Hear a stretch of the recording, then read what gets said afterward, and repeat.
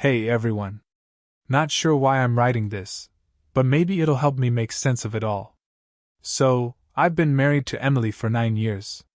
We met in college, and back then, she was fun, smart, ambitious, all the things that drew me in and made me think she was the one. We got married young, in our mid-20s, and we were both excited to start our lives together. But lately things have been off. Emily's always been a social person, but recently, she's been going out a lot more with her friends from work. She's a project manager at some marketing firm, so it's not unusual for her to have work dinners or late meetings. But these nights out became more frequent, and she'd come home acting differently. She'd be all giggles and flirtatiousness, but only until she saw me, then she'd go cold. The laughter stopped, and she'd brush me off, claiming she was just tired. A few months back, she started acting secretive with her phone, too. Emily used to leave it lying around, never caring if I picked it up. Now, it's glued to her hand, and she flips the screen down whenever I'm around. She'll step outside to take certain calls, claiming it's just work. If I ask anything, she rolls her eyes and calls me paranoid. At first, I chalked it up to stress. I thought maybe she just needed space. I even tried to make things better between us, setting up date nights, surprising her with little things I knew she'd like. But instead of things improving, the distance grew. I knew something wasn't right. I just didn't want to admit it. Looking back, it's painfully obvious. But back then, I didn't want to believe it. I kept thinking, she wouldn't do that to me. After all, we had built a life together. A few nights ago, Emily came home late again, even later than usual. She stumbled in, clearly tipsy, wearing a big smile and humming some song under her breath. She brushed right past me without even acknowledging I was sitting on the couch waiting for her. I asked her how her night went, and she gave me a vague, dismissive, "Fine," before disappearing into the bathroom. Something snapped in me. I'd had enough of her evasions and her weird excuses. While she was in the shower, I made the decision to finally look through her phone. I don't know what I was expecting, but I knew I had to see for myself if I was just imagining things or if there was something deeper going on. When I unlocked her phone, my heart was racing. I opened her messages first and scrolled through the usual chats with her friends and family. Nothing suspicious there. But then, I saw a message thread with someone named Ryan. It wasn't a name I recognized. The most recent messages were just a few hours old, and when I opened the chat, my stomach dropped. The messages were explicit. There was no mistaking the tone. They talked about meeting up, about what they do together in graphic detail. She even sent him pictures, selfies she'd taken in the car, in the bathroom at work, things I'd never seen before. I read through the entire chat, each word hitting me harder than the last.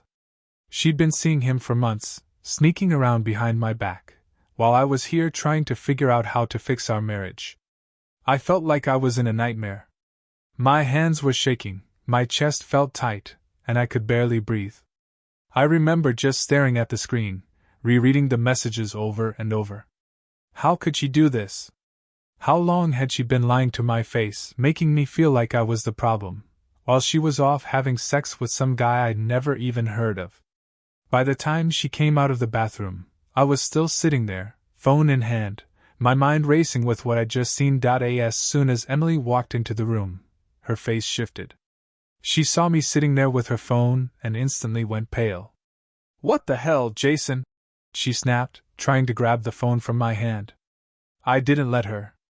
I stood up, feeling the anger boiling over. "Ryan? Really, Emily? How long has this been going on?" She went from shock to denial in a second. "Oh, come on, Jason. Are you really going to go through my phone? That's private. You're just being paranoid." She tried to play it off like it was no big deal, like I was just overreacting. But I wasn't backing down. I told her I'd read the messages, every single one of them. Her face fell, and the defensiveness turned into something else, something more manipulative. "Okay, fine. You caught me talking to a friend. So what? It's not like we're having sex or anything," she sneered, trying to turn the blame on me. Maybe if you weren't so suffocating, I wouldn't have to turn to someone else to talk to. She started making it about how I didn't understand her, and how I was always prying into her business. Her excuses made my blood boil. Talking? You're calling those messages talking? You sent him pictures, Emily. You told him where to meet you for sex. Don't stand there and try to gaslight me. Her reaction was almost surreal. She just scoffed and rolled her eyes, like she was annoyed with me. Honestly, Jason, you're so dramatic. I can't even believe you'd invade my privacy like this. If you want to make a big deal out of a little flirtation, that's on you. Not everyone is as uptight as you. It was unbelievable. She wouldn't even acknowledge what she'd done. No apology, no remorse, just a twisted attempt to make it seem like this was somehow my fault. Like I had driven her to this. I couldn't take it. I told her that this was a betrayal, that she had broken our vows, our trust, and that if she couldn't even admit to what she'd done, I didn't see how we could ever move forward. Her response? She shrugged. Actually shrugged. Like it didn't matter to her. I felt my heart break all over again. I realized in that moment just how little she seemed to care about the damage she'd caused, about the years we'd spent building a life together. The hours after the confrontation were a blur. Emily left the room, saying she needed to cool off. But I knew deep down she didn't care. She wasn't upset, she was just pissed that she'd been caught. I could feel the anger rising in me, but there was something else too. Something deeper. A hollow, gut-wrenching pain that made me sick to my stomach. I didn't sleep that night. How could I? I kept replaying everything over and over in my head. The messages. The lies. The way she never gave a damn. I couldn't believe the woman I had trusted, the woman I'd given everything to, could do this to me. I thought we were in this together, that our marriage meant something. But now I was looking at someone I didn't even recognize. My mind kept spiraling. What had I missed? Had she been doing this for months? Was I so blinded by my own attempts to fix things that I didn't see the cracks forming in our relationship? The thought of it made me feel small, like a fool. But what hurt the most was the emptiness. I had loved her. I still loved her, even though she had shattered everything between us. I wanted to scream, to break something. But instead I sat there, staring into space, too numb to even process what was happening. The anger eventually gave way to sadness. I didn't cry, but I wanted to. I wanted to cry for the future I had envisioned with her, for the family I thought we were building, for the trust that was now gone, gone like dust in the wind. I didn't know how to fix this, if it was even fixable. And that was terrifying. I kept wondering what was wrong with me. Was I not good enough? Was I too distant? Had I somehow pushed her into the arms of another man? My mind churned through 1,000 self-blaming scenarios, but deep down, I knew this wasn't about me. This was about her choices, her selfishness, her complete disregard for the vows she had taken. By morning, Emily was acting like nothing had happened. She still wasn't apologizing. Instead, she threw some excuse at me about how he made her feel special, and that maybe we just weren't compatible anymore. That was it. That was her entire explanation.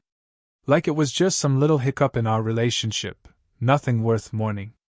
It was like a slap in the face. It made everything clearer. She didn't just cheat on me. She had emotionally checked out long before I realized. I was done.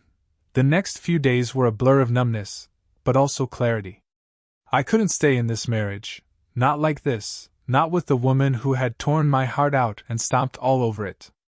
I thought about what to do, about how to handle the mess she'd created. The anger was still there, simmering beneath the surface, but there was also something else now, a quiet resolve.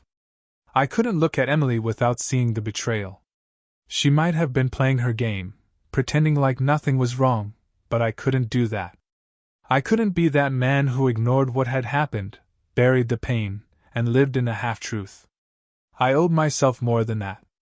I took the time to gather my thoughts, and it was clear to me that this marriage, this relationship, had already been over in every meaningful way long before I found out about the affair. She had checked out, emotionally and mentally, long before I even suspected anything. There was no repairing that. I spoke with a lawyer and started looking into what my options were. I had to protect myself, not just financially, but emotionally. Emily might have been the one to betray me, but I was going to be the one who took back control. When I sat down with her again, the confrontation wasn't as heated as the first one. I was calm, almost too calm. I'd thought about every word I was going to say. "I'm done, Emily," I told her, the words almost tasting like ash in my mouth. "I can't do this anymore. You've already checked out. I'm not going to keep pretending I don't see it." She was surprised, but not nearly as upset as I thought she'd be. She wasn't begging for forgiveness. Instead, she tried to shift the blame onto me, telling me that I wasn't enough, that I didn't give her what she needed. It was like listening to a broken record. "Is this your way of trying to get out of it?" I asked, incredulous. "Blaming me for your decisions? Why are you acting like this is such a big deal? You always make things so complicated. You're just being dramatic." And there it was, the final proof that Emily didn't care. She wasn't sorry. She wasn't even trying to save anything. She was just looking for someone to blame for her own actions. It was pathetic. "I'm not being dramatic," I said, holding back the urge to yell. "You've already made your decision, Emily. This isn't just a mistake, it's a choice, and you've chosen him over me. Don't act like you're the victim here."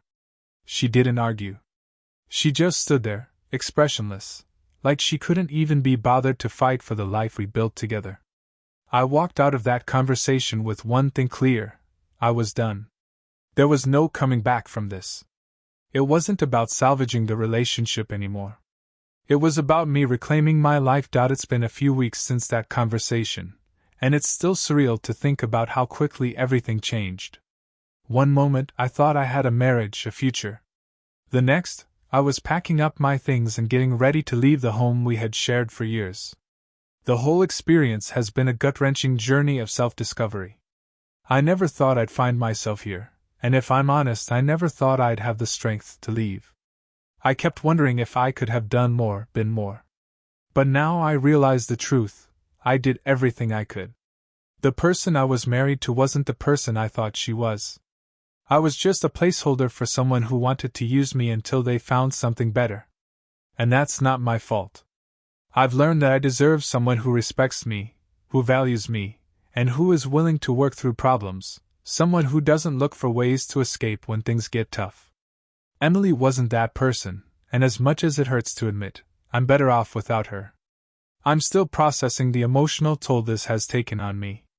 Some days are harder than others, and I find myself reflecting on the good times we had, but those moments feel more like a distant memory now.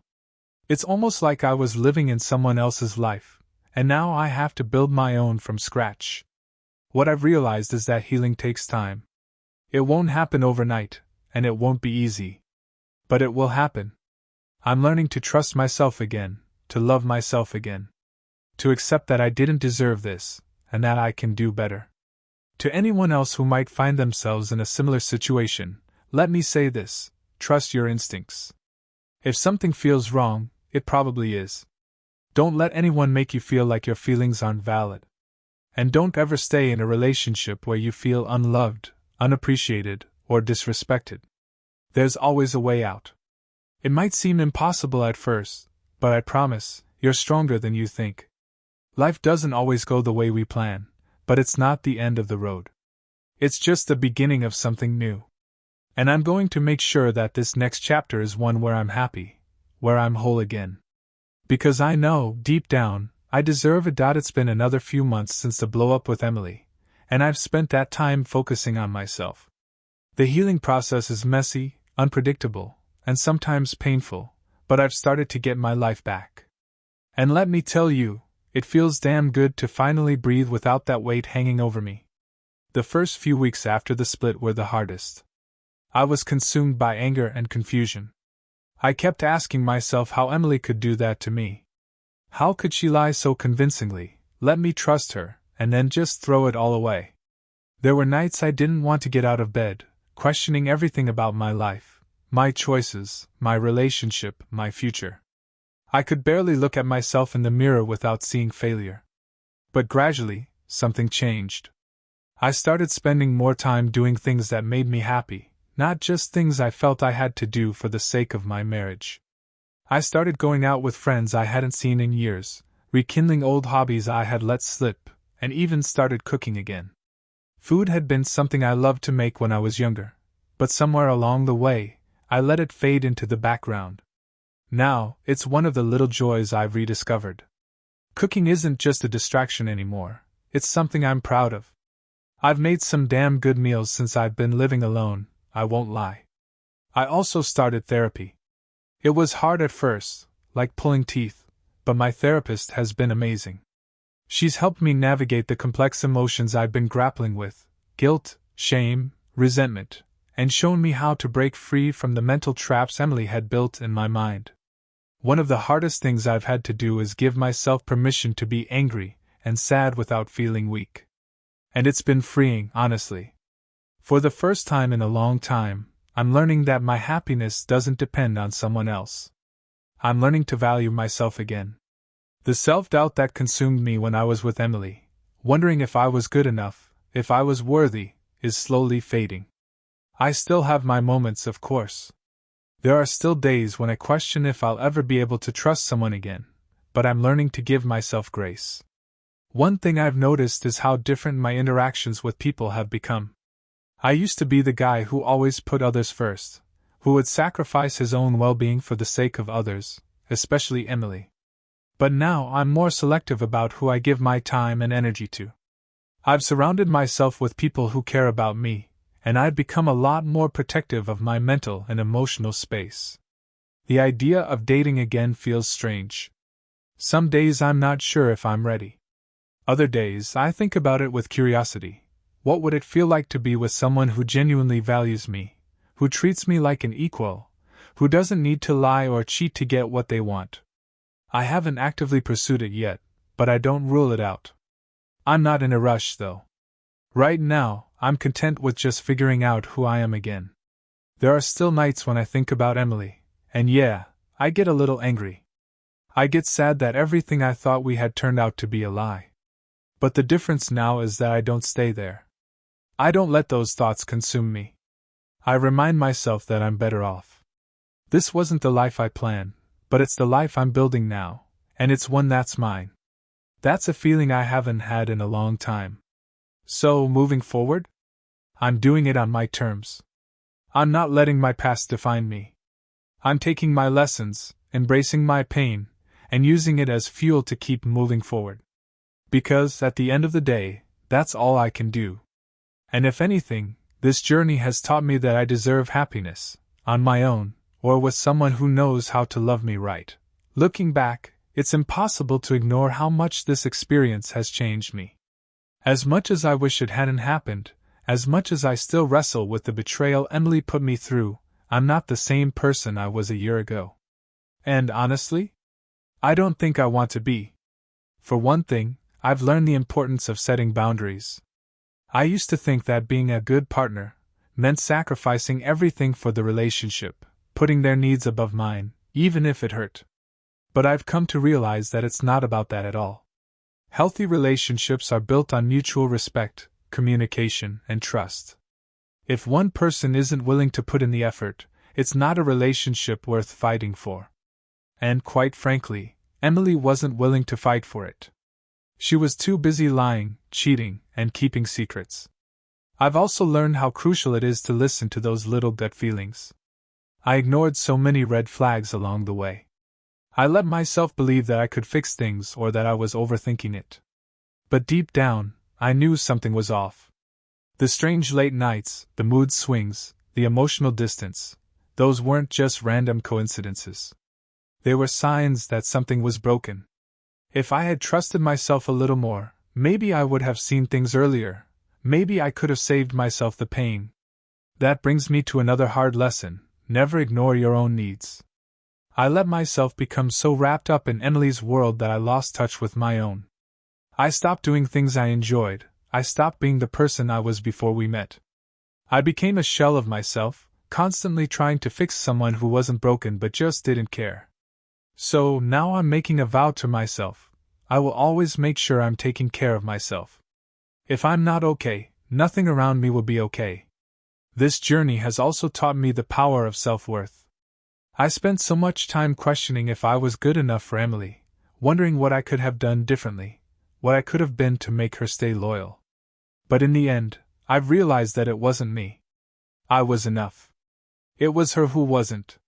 She made choices that reflected who she was, not who I was. And that's something I'll never forget. At the same time, I've had to learn the importance of forgiveness, not for Emily, but for myself. For a long time, I carried this weight of guilt, like I should have seen the signs earlier or been more perfect, in some way.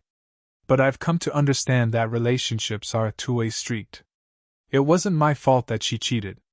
I didn't deserve to be treated like that. And I need to forgive myself for letting her get away with it for as long as she did.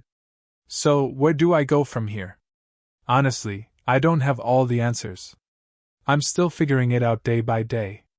Some days are better than others, but I'm learning to embrace each one, even when the pain comes back or the anger resurfaces. I'm taking it slow, focusing on my growth, my happiness, and the things that matter most to me. I guess what I'd say to anyone reading this who might be going through something similar is this: you are not alone. Betrayal feels isolating, but it doesn't define you. Don't let someone else's actions dictate your worth. If you're stuck, if you're hurt, give yourself permission to feel all of it. But also remember that you're capable of healing, of moving on, and of rebuilding your life.